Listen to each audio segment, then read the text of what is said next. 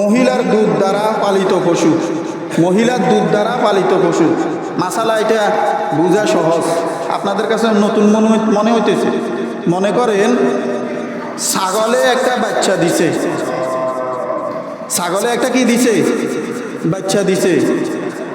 তারপরে যায় বেড়া একটা বাচ্চা দিছে। বাচ্চা দেওয়ার সময় ও মাটা মারা গেছে, মাটা কি মারা গেছে। তো ইগারে দুধ খাওয়ান লাগতো না, ইয়া কি ঘাস কি খাইতে পারবো নি? হ্যাঁ, তো মহিলার দুধ খাওয়াইয়া কিছুদিন এরে হেলছে। মনে করেন মহিলার দুধ খাওয়াইয়া কিছুদিন কি করছে, এটাকে লালিত পালিত করছে। আর ওইটা কিছুদিন পর ঘাস খাইলো, ঘাস খাওয়ার পর কিছুদিন পর বড় হইল, কিছুদিন পর কি হলো, বড় হলো।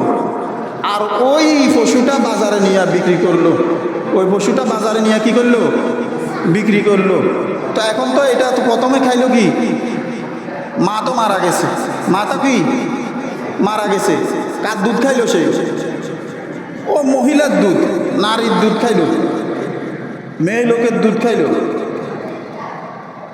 ওই পশু দিয়া কোরবানি দেওয়া জায়েজ আছে, ওই পশু দিয়া কোরবানি দেওয়া কি আছে, জায়েজ আছে, কোনো সমস্যা হবে না।